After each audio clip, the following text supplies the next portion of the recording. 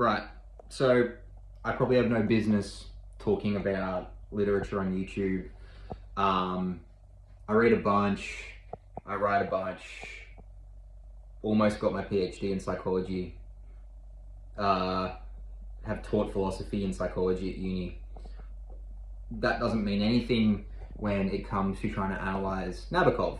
Now, Nabokov is someone that I'm getting into, someone that I'm reading a fair bit about, and I don't really see that much analysis of some of his books on YouTube and online.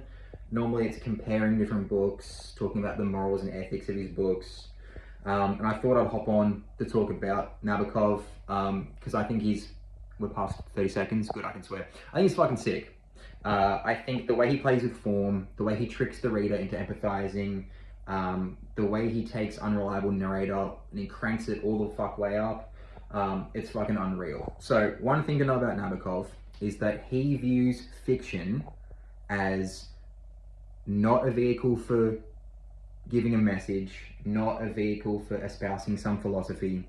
He sees it kind of like Luis Borges, where he just goes, fuck it, creativity to the max, we're gonna entertain people, but also he touches on themes that are like very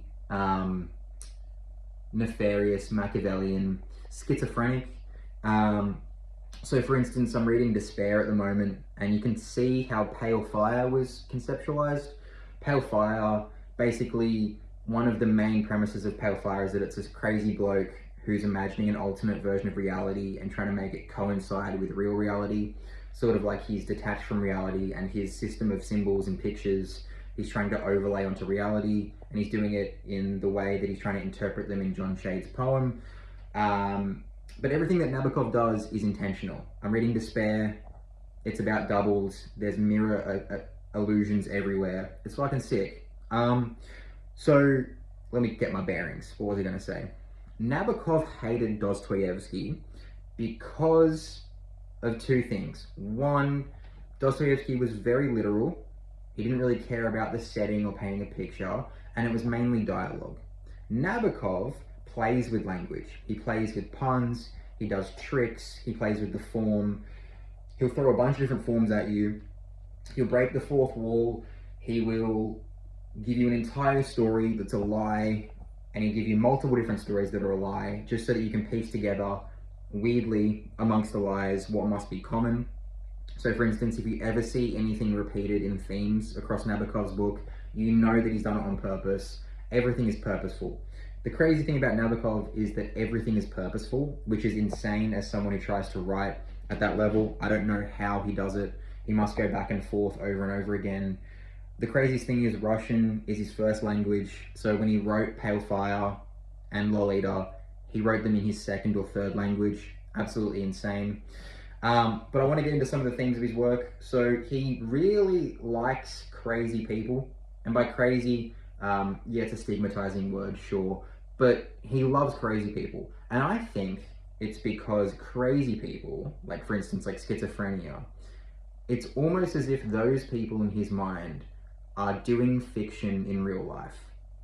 Like, the characters in his books are writers, but instead of writing books or writing stories, they are writing in real life. Like in Despair, the main character views himself as a writer, but he also tries to do the writing in real life. It's kind of like how Yukio Mishima is kind of insane, or was, and he tried to overthrow the government at the end of his life. He was recreating the story and the morals that he viewed and put into his stories in real life. So the place of fiction to be limited to just books and writing, I feel like Nabokov also appreciates cranking it all the way up. I also like how he doesn't draw from personal experiences that he thinks. So what I mean by that is, you get certain authors like Haruki Murakami, where it's quite clear that they touch on the same themes over and over again because of some unresolved or personal events that have happened. Like, I think I just read my 17th Murakami book. I think it was, which one was it? It was South of the Border, West of the Sun. And before that, I read Sputnik Sweetheart. And at that point, it was just so frustrating that the books have the exact same plots. Oh no, the girl goes missing. Oh, You'll never find her again. Oh, did she ever really exist? Some dreams.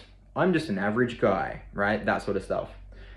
Whereas Nabokov, you can tell that he has certain themes in his mind, so like mirroring sort of like schizophrenia and delusions, ergodic fiction where you play with the form itself of the book.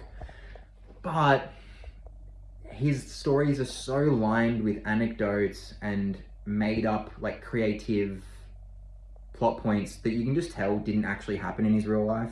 Or if they did, the seed of that memory was so far down the line that it doesn't even matter. Like people like Hemingway, you can tell that they write, and you know that they write based on things that have actually happened to them.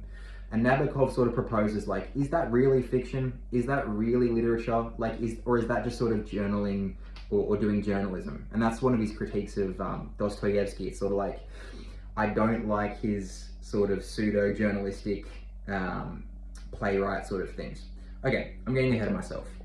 Nabokov. The other thing is, he loves playing with language, and he understands that language is whatever you make it, and you can pull it apart, and you can play with it, you can make puns, you can do the James Joyce thing where you say a certain word, and because it sounds like another word, you can actually use that word instead of the other word, and leave it for the reader.